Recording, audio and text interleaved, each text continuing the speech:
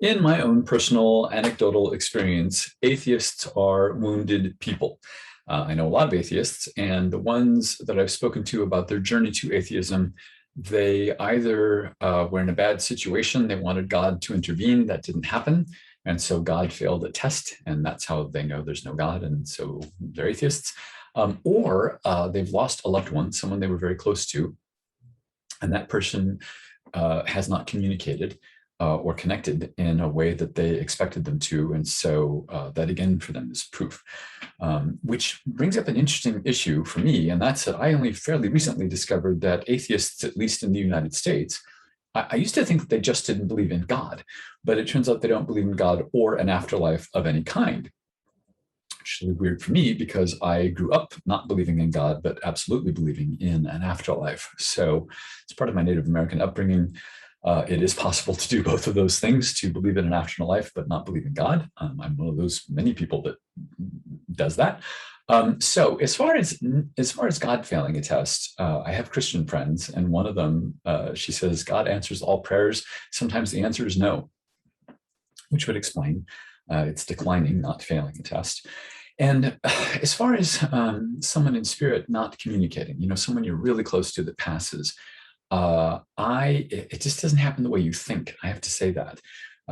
It took years for me to clue in that I'm a medium, because I felt my grandmother with me after she passed. I could feel her standing right behind my right shoulder for weeks after she passed. I could feel people in the house with me when I was a child, to the point where I went knocking on walls looking for hidden passages because I knew there were people with me. And I still experience people in spirit that way. They're not ghosts or spirits or energies. Like I don't say a mom energy, I'll say mom. I get them as people. And so all I do as a medium is I expand verbally on that. If I had known, like if I'd known when I was in my 20s, my grandmother passed, I would have said, I know I have a woman with me.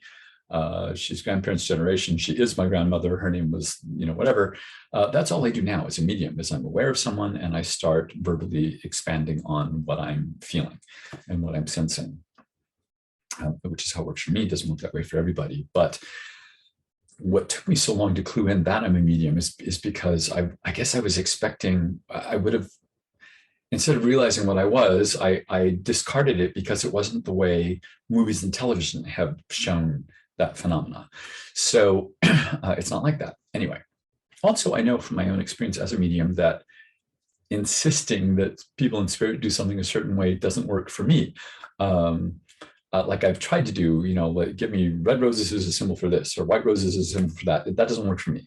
And I consistently get mom's side of the family on my left and father's side on my right, but that's something I learned from them. It's something I noticed over many readings. It's not something I insisted on. So that's how that, yeah.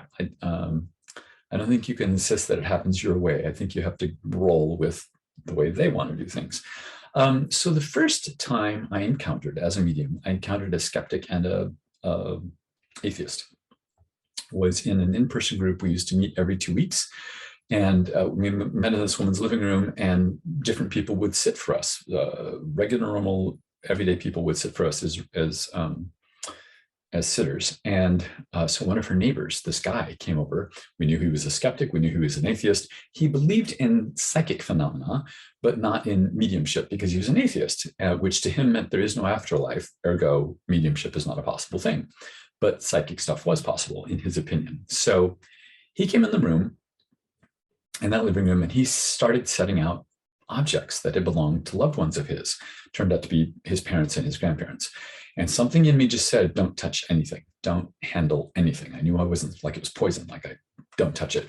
So when it came my turn to read for him, I really threw him, because I got very specific people in spirit for him. I was giving him very specific information, and he kept looking at me like, how do you know this?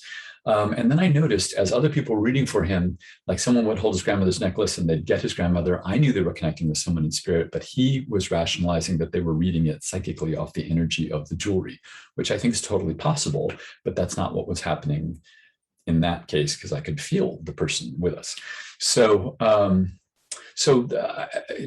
I realized also, I wasn't supposed to touch anything, because that was for him to experience that consciousness does continue after we pass. And it took away that excuse. It took away that rationale. My not handling anything meant I couldn't have been reading it off of the objects. So that was that. What I have to say about atheists is the same thing that I would say about Christian fundamentalists, and that is that certainty is comforting. It really is, especially when other aspects of your life are a coin toss in these financially uncertain times.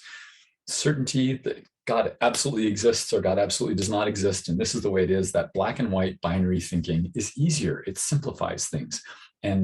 And easier and simpler is very comforting. The downside to black and white binary thinking is that it doesn't allow a lot of room for growth. And it's downright harmful if you're on the receiving end of that rigid kind of belief system. So a lot of people have been verbally hostile with me about mediumship, that I'm taking advantage of grieving people.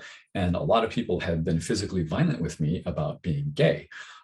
In both instances where people firmly believed things, that it was black and white binary thinking, and it was true or not, or good or bad. And it's not, I'm okay with seeking comfort, but not with inflicting your ideas on other people, especially through physical action.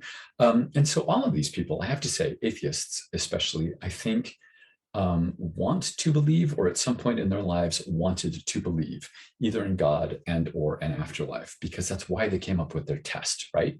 The test that God, or the test that someone in spirit failed.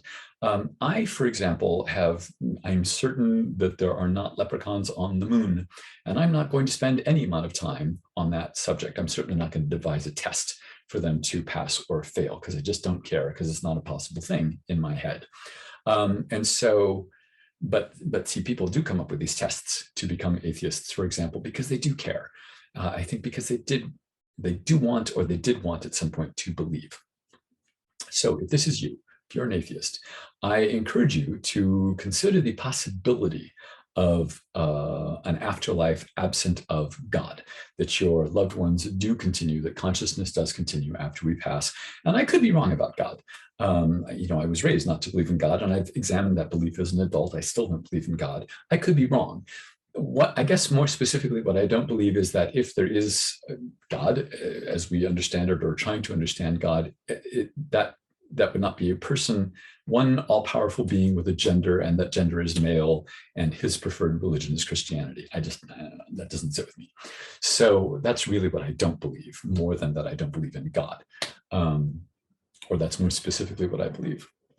Those are my thoughts. Next week, I'm going to talk about inconsistent results in mediumship. That certainly happens to everybody, especially early on in development. There are reasons for that. That's what I'm going to talk about. And until then, thank you for listening to me this time, and see you next week.